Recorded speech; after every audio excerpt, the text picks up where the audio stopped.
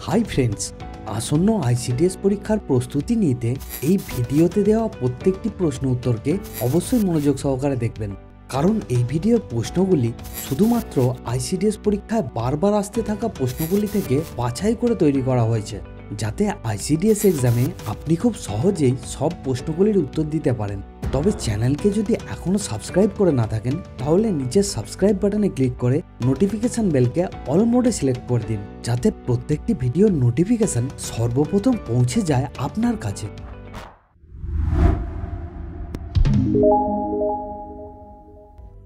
প্রথম প্রশ্ন, ভারতে জিএসটি কবে থেকে চালু হয়? এবং উত্তরটি হলো ভারতে জিএসটি চালু হয় 2017 সাল থেকে। পরবর্তী প্রশ্ন, শেরশাহের প্রকৃত নাম কি? উত্তরটি হলো শেরশাহের প্রকৃত নাম ফরিদ খাঁ। পরবর্তী প্রশ্ন, 1905 সালের কংগ্রেসের অধিবেশনে সভাপতি কে হয়েছিলেন? উত্তরটি হলো গোপালকৃষ্ণ গোখলে। পরবর্তী প্রশ্ন, শিখ ধর্মের পঞ্চম গুরু কে ছিলেন? উত্তরটি হলো শিখ ধর্মের পঞ্চম গুরু ছিলেন গুরু অর্জুন দেব। পরবর্তী প্রশ্ন, দ্বীন-ই-ইলাহি কে প্রবর্তন করেন? উত্তরটি হলো দ্বীন-ই-ইলাহি প্রবর্তন করেন আকবর। পরবর্তী প্রশ্ন, সংবিধানের কততম সংশোধনে সম্পত্তির অধিকারকে মৌলিক অধিকার থেকে বাদ দেওয়া হয়? উত্তরটি হলো 44তম। পরবর্তী প্রশ্ন, কোন বছর থেকে অস্কার পুরস্কার দেওয়া হয়? উত্তরটি হলো 1929 সাল থেকে অস্কার পুরস্কার দেওয়া হয়। পরবর্তী প্রশ্ন, বঙ্গীয় প্রজাস্বত্ব আইন পাস হয় কোন সালে? উত্তরটি হলো বঙ্গীয় প্রজাস্বত্ব আইন পাস হয় 1885 সালে। পরবর্তী প্রশ্ন, শের ই বাঙ্গাল কার উপাধি ছিল? উত্তরটি হলো ফজলুল হকের উপাধি ছিল শের ই বাঙ্গাল। পরবর্তী প্রশ্ন, আনামুদি শোলা ন্যাশনাল পার্ক কোন রাজ্যে অবস্থিত? উত্তরটি হলো কেরালা। পরবর্তী প্রশ্ন, লখনৌ চুক্তি কবে স্বাক্ষরিত হয়? উত্তরটি হলো লখনৌ চুক্তি স্বাক্ষরিত হয় 1916 সালে। পরবর্তী প্রশ্ন, ইবাদতখানা কার দ্বারা নির্মিত? উত্তরটি হলো ইবাদতখানা আকবর দ্বারা নির্মিত। পরবর্তী প্রশ্ন, হাইপেরিয়ন কোন গ্রহের উপগ্রহ? উত্তরটি হলো হাইপেরিয়ন শনি গ্রহের উপগ্রহ। পরবর্তী প্রশ্ন, তানসেন কোন সম্রাটের সমসাময়িক ছিলেন? উত্তরটি হলো তানসেন সম্রাট আকবরের সমসাময়িক ছিলেন। পরবর্তী প্রশ্ন, ম্যান বুকার পুরস্কার কোন ক্ষেত্রে দেওয়া হয়? উত্তরটি হলো ম্যান বুকার পুরস্কার দেওয়া হয় সাহিত্যে। পরবর্তী প্রশ্ন, কাজী মালিক নামে কে পরিচিত ছিলেন? উত্তরটি হলো কাজী মালিক নামে পরিচিত ছিলেন গিয়াসউদ্দিন তুগলক। পরবর্তী প্রশ্ন, ইন্দ্রাবতী ন্যাশনাল পার্ক কোথায় অবস্থিত? উত্তরটি হলো ছত্তিশগড়। পরবর্তী প্রশ্ন, অরিজিন অফ স্পিসিস বইটি কার লেখা? উত্তরটি হলো ডারউইন। পরবর্তী প্রশ্ন, ভিনিগার কিসের জলীয় দ্রবণ? উত্তরটি হলো ভিনিগার অ্যাসিটিক অ্যাসিডের জলীয় দ্রবণ। পরবর্তী প্রশ্ন, হরপ্পা সভ্যতার আবিষ্কারক কে? উত্তরটি হলো হরপ্পা সভ্যতার আবিষ্কারক দয়ারাম সাহানি। পরবর্তী প্রশ্ন, আলিগড় আন্দোলন কে শুরু করেছিলেন? উত্তরটি হলো আলিগড় আন্দোলন শুরু করেছিলেন স্যার সৈয়দ আহমেদ। পরবর্তী প্রশ্ন, কুষাণরা কোন জাতির অংশ? উত্তরটি হলো কুষাণরা ইউচি জাতির অংশ। পরবর্তী প্রশ্ন, ধান গাছের ক্রোমোজোমের সংখ্যা কত? উত্তরটি হলো ধান গাছের ক্রোমোজোমের সংখ্যা 24টি। পরবর্তী প্রশ্ন, পোলিও রোগের টিকা কে আবিষ্কার করেন? উত্তরটি হলো পোলিও রোগের টিকা আবিষ্কার করেন জোনাস এডওয়ার্ড সল্ট।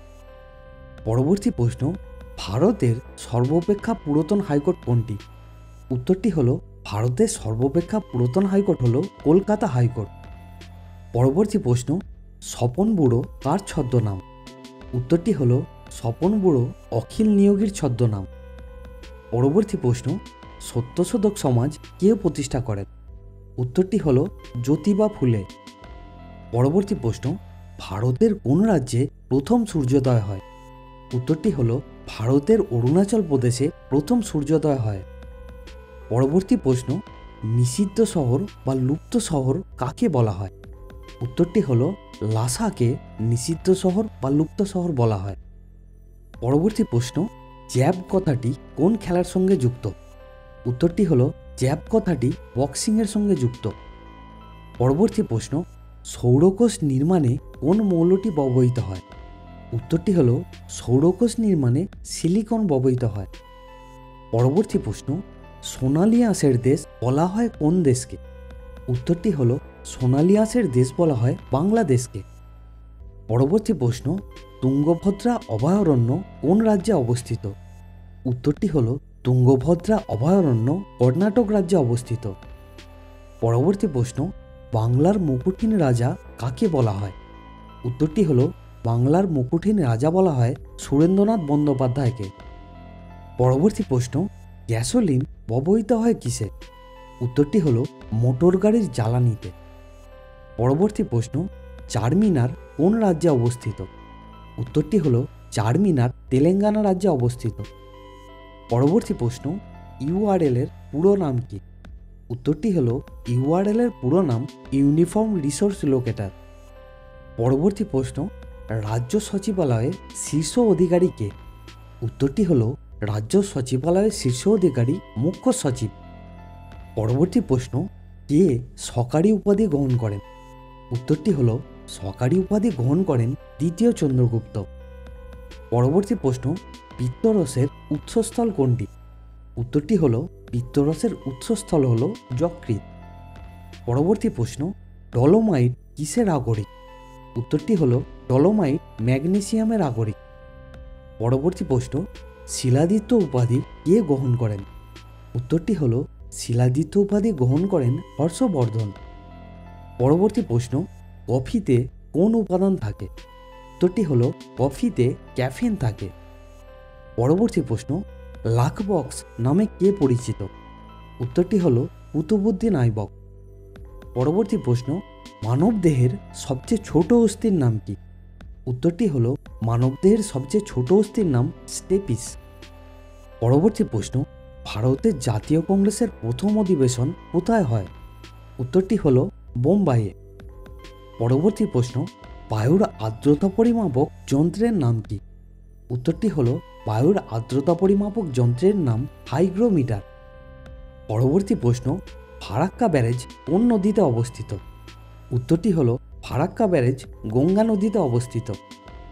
পরবর্তী প্রশ্ন, কোন মেঘকে বজ্রমেঘ বলা হয়? উত্তরটি হলো কিউমুলোনিম্বাস মেঘকে বজ্রমেঘ বা থান্ডার ক্লাউড বলে। পরবর্তী প্রশ্ন, তৃতীয় শিখ গুরুর নাম কি? উত্তরটি হলো তৃতীয় শিখ গুরুর নাম গুরু অমর দাস। পরবর্তী প্রশ্ন, মাল্ডেমিন্টো সংস্কার আইন কবে হয়েছিল? উত্তরটি হলো 1909 সালে।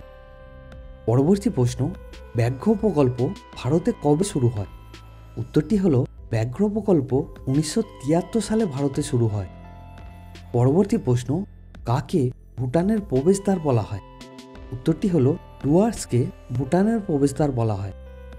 পরবর্তী প্রশ্ন, নামদফা জাতীয় উদ্যান কোন রাজ্যে অবস্থিত? উত্তরটি হলো নামদফা জাতীয় উদ্যান অরুণাচল প্রদেশে অবস্থিত। পরবর্তী প্রশ্ন, কপালকুণ্ডলা উপন্যাসটি কে রচনা করেন? উত্তরটি হলো কপালকুণ্ডলা উপন্যাসটি রচনা করেন বঙ্কিমচন্দ্র চট্টোপাধ্যায়। পরবর্তী প্রশ্ন, পণ্ডিত রবিশঙ্কর কোন বাদ্যযন্ত্রের সাথে যুক্ত? উত্তরটি হলো সেতার। তো ফ্রেন্ড, আমাদের এই প্রচেষ্টা আপনার কেমন লাগছে অবশ্যই কমেন্ট করে জানাবেন, আর অবশ্যই এই ভিডিওকে আপনার ফ্রেন্ড এবং রিলেটিভদের মধ্যে শেয়ার করে দেবেন, অ্যান্ড নিচে রেড কালারের সাবস্ক্রাইব বাটনকে প্রেস করে নোটিফিকেশন বেলকে অল মোডে সিলেক্ট করে দেবেন। আর ভিডিওকে এন্ড পর্যন্ত দেখার জন্য আপনাকে অনেক অনেক ধন্যবাদ।